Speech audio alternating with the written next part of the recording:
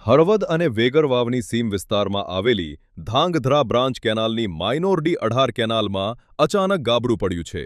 આ કેનાલ ખેડૂતોની પિયત માટે મહત્વપૂર્ણ માનવામાં આવે છે, પરંતુ ગાબડાને કારણે પાણી માર્ગ પર ફરી વળ્યું છે, જેના કારણે રસ્તાઓ પર પાણી ભરાઈ જતા વાહન વ્યવહાર પણ અસરગ્રસ્ત બન્યો છે। ખેડૂતોના જણાવ્યા મુજબ કેનાલની સમયસર સફાઈ અને રિપેરિંગ ન થતા આ પરિસ્થિતિ સર્જાઈ છે। ગાબડાને કારણે એક તરફ પાણીનો ભારે વેડફાટ થઈ રહ્યો છે, તો બીજી તરફ ખેતી માટે જરૂરી પાણી પણ યોગ્ય રીતે મળી રહ્યું નથી। ગાબડાના કારણે ખેડૂતોને પોતાના ખેતરમાં વાહનો લઈ જવામાં પણ મુશ્કેલી પડી રહી છે। પાણી ભરાઈ જતા રસ્તાઓ કાદવમાં ફેરવાઈ ગયા છે, જેના કારણે દૈનિક કામકાજ પર પણ અસર પડી છે। શું નામ અને કેનાલનું પાણી છલકાય શું તકલીફ? નામ જાદવ જયરાજ ચમનભાઈ। કેનાલનું પાણી છેલ્લા 3 વર્ષથી છલકાય અને માલ સામાન લઈ જવો હોય તો વિચાર કરવો પડે, મજૂર લાવવો હોય તો વિચાર કરવો પડે કે રીતના વાહન હાલે, કે રીતના લાવવા। હું પછી આપણે ઘઉં કે કંઈક મોટું સાધન લાવવું હોય, કટર બટર મશીન હલર, તો એના કારણે કોઈ આવતું નથી અને અમે ખેડૂત બધા હેરાન થઈ।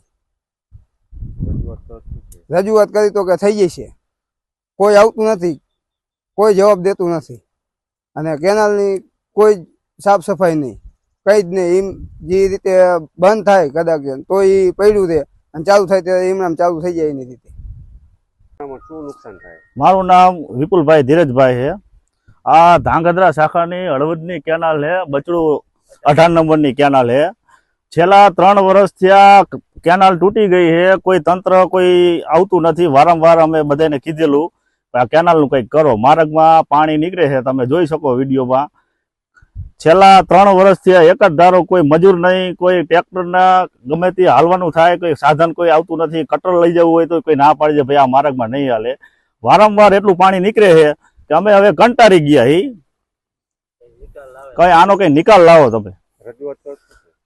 રજૂઆત કરી કે આ થઈ જશે, પણ કોઈ આવતું જ નથી, ખાલી કેમ કે થઈ જશે એમ જ કરે છે। છેલ્લા 3 વર્ષથી અમે એક જ શબ્દ સાંભળી, આમ નામ હાલત છે। શું આ કેનાલ છલકાય શું તકલીફ? શું નામ તમારું? મારું નામ ઘનશ્યામભાઈ વેલાભાઈ રંગાળી છે। આ ઠરિયામાં મારી વાડી આવેલી છે અને 1 કિલોમીટરથી 1.5 કિલોમીટરની રેન્જ ઉપર તો પાણી સખત ચાલુ જ રહે અને 2 છોકરા બેવડાવે ને તો સાહેબ હેઠા ઠોકારે, 1-2 વખત તો હાથ પગે ભાંગી નાખ્યા અને તંત્ર કોઈ જવાબ દેતું નથી। ફફડાઈને કિનારે આવે ને એટલે અસામાજિક તત્વ હે ને મૂકી જ દે, કોણ કઈ રીતે કરે કોઈ ખબર નથી પડતી। કેટલા ખેડૂતને તકલીફ પડે?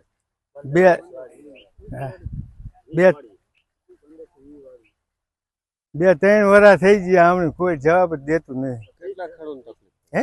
કેટલા ખેડૂત? ખેડૂત લગભગ 20-25 વાયા હે ને, બધા ખેડૂત રહ્યા ને આમ લુગડા ઊંચા કરી કે હાયલા જાય બૈરા છોકરા, તમે જોવો ને વિચિત્ર પ્રકારનું તમને આમ દ્રશ્ય જ લાગે।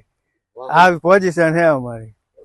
માલ સામાન લઈ ગયો? માલ સામાન વાળો તો આવતા જ નથી। કાલે એક સકડા વાળો ગુચી ગયો ને તે કે હવે ક્યારે મને ન કહેવું કે, એટલે કોઈ આવતું જ નથી। લો ને મજૂરે નથી આવતા, વાડી વાળા નથી આવતો, રાખો વાળા નથી કોઈ સામે આવતા।